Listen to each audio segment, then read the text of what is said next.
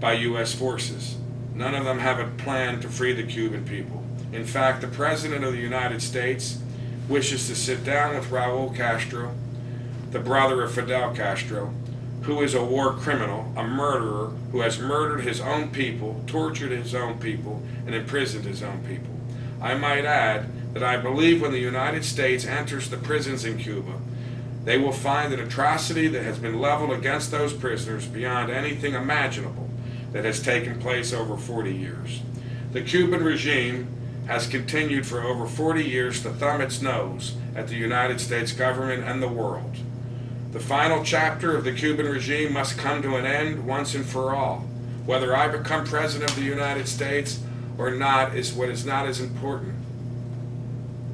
What is important is that my powerful words in this speech will influence the next president that takes office to finally free the Cuban people and give them back their country, where they can elect a free leader. Only the United States of America has that power, the will, and the might to accomplish this. Every day another Cuban citizen is tortured or murdered.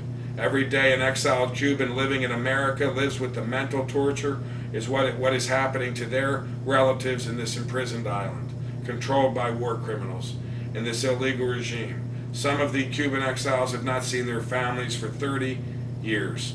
I want to tell you a story that broke my heart not too long ago. I attended a ceremony at the Homeland Security building where people become citizens and take the oath to become a U.S. citizen, which is required. I watched a Cuban man in his late 60s walking out of the Homeland Security building with his U.S. citizen certificate, his picture on it, and being directed to a plastic Statue of Liberty where he could take a picture. That man was just told that the greatest benefit of becoming a U.S. citizen is his right to vote in the United States and vote for his leader and his leaders. While I believe that it is an event worthy of celebration and that all people around the world should come to this great nation to be free and prosper, I also believe that this Cuban man should not have had to come to America and wait his whole life to express his freedom to vote. He should have had the right in a free Cuba to vote for a free Cuban government and its leaders. Anyone that believes that the ease of travel restrictions and the right of the Cuban government to allow the use of cell phones in Cuba or additional money allowed to be sent to Cuban people is a form of freedom is simply ludicrous. The U.S. government has even denied the Cuban people that are living in America under federal law the opportunity to attempt to overthrow their own government, their own illegal government.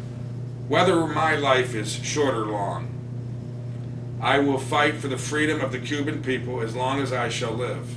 I pray to God above that the American people will use their wisdom, as they always have, to embrace the idea of overthrowing the Cuban government and bringing free elections to the Cuban people, and allow the Cuban exiles to go back to their homeland to elect their free leaders.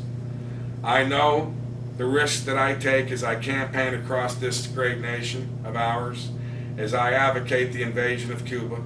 I must agree with the late Bobby Kennedy, who was running for president, as I am now, that each of us, not just Americans, but all people in the world, can do something, even if it's small, to help change something that is bad to something that is good, and to bring freedom where there is no freedom.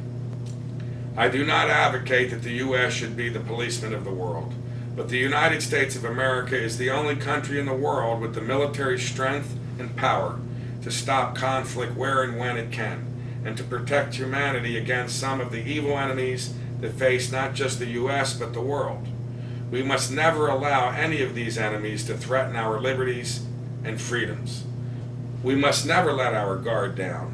When President Truman made the decision to drop both bombs on Japan to end World War II, it was the right decision. As Harry Truman stated, by the grace of God, obtained the atomic bomb before the Germans obtained it. I agree with Harry Truman's statement that the U.S., by the grace of God, has obtained weapons that can stop the threat of our liberties, and we must use these weapons in a balanced way, as President Eisenhower said. The United States must once again show the world that it is truly the superpower that it has always been, and our enemies will then realize that any threat to our liberties and freedoms will be met with devastating consequences for that country.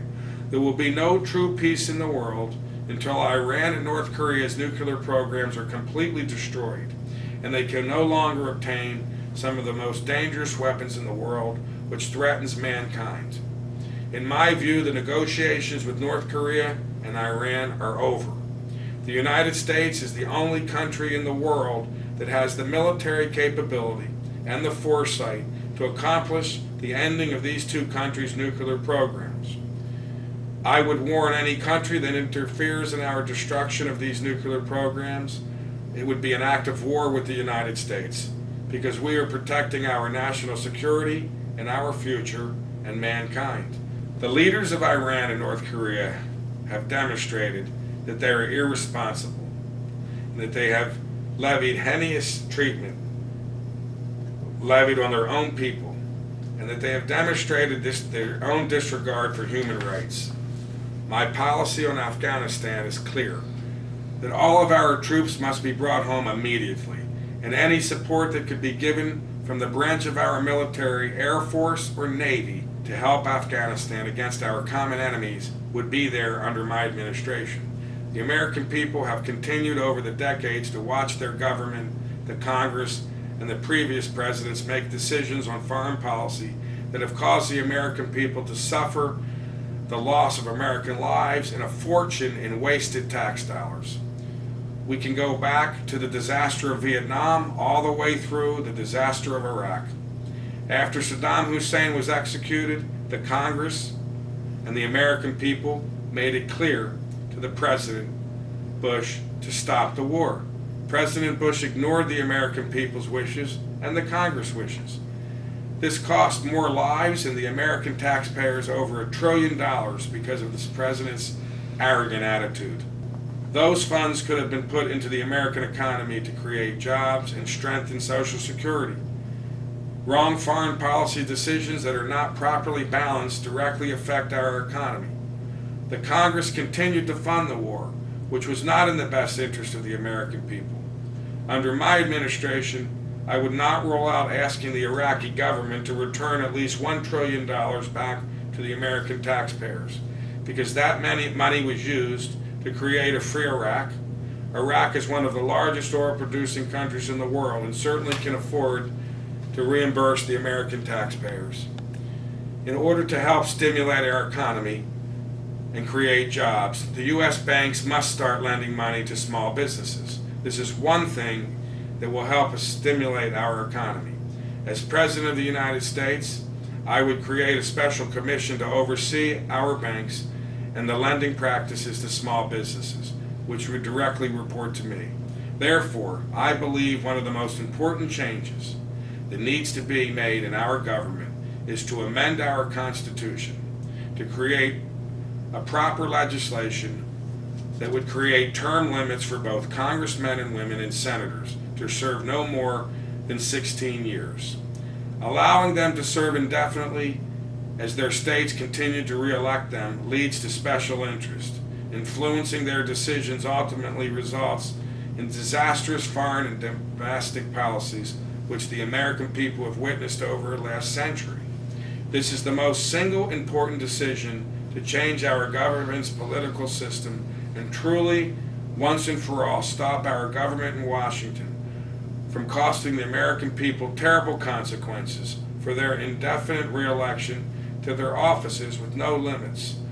At every election, we hear the same rhetoric that Washington must change and that they must work together. And there has to be strong changes where they back the president